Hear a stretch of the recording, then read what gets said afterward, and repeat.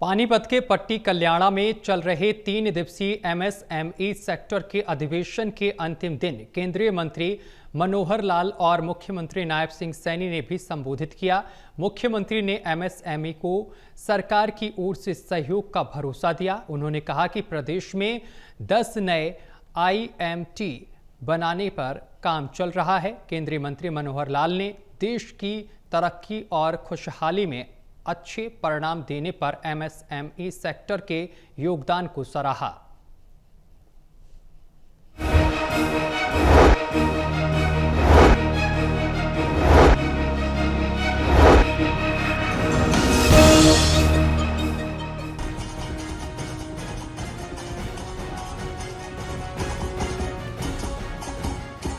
RSS से जुड़े औद्योगिक संगठन लघु उद्योग भारती का 3 दिवसीय अधिवेशन पानीपत के पट्टी कल्याणा के सेवा साधना और ग्राम विकास केंद्र में संपन्न हो गया।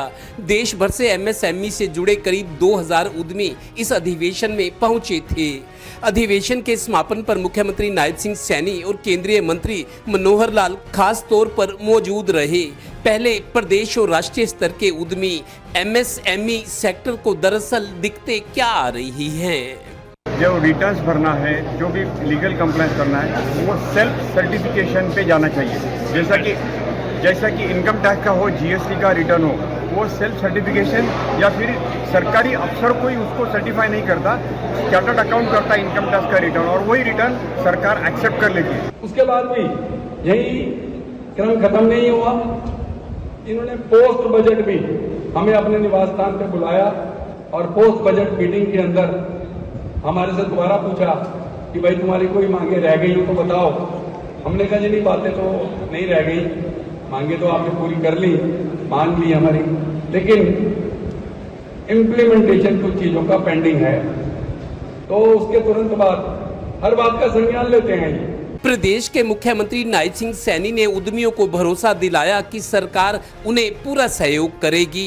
प्रदेश में 10 नई आईएमटी बनाने पर भी काम चल रहा है। लॉजिस्टिक हब के रूप में विकसित कर रहे हैं। आप अपनी सुविधा के अनुसार कहीं भी इस नए क्षेत्र में निवेश कर सकते हैं। मित्रों, यहाँ आपने 3 दिवसीय अधिवेशन में विभिन्न योजनाओं पर चर्चा भी की है और नए प्रस्तावों पर विचार विमर्श भी किया है।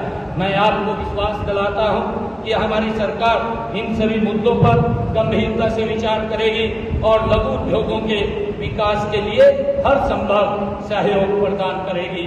गौरतलब है कि केंद्रीय मंत्री मनोहर लाल ने राष्ट्र के विकास में उद्यमियों की अहमियत बताई और उन्हें संरक्षण देने की वकालत की। बधाई देना चाहता हूं कि देश में वर्षों बाद हमारा जो जीएसटी है, इस जीएसटी को 4 स्लैब के बजाय 2 स्लैब कर दिया है। यह अपने आप में उद्योग जगत के लिए बहुत लाभकारी है।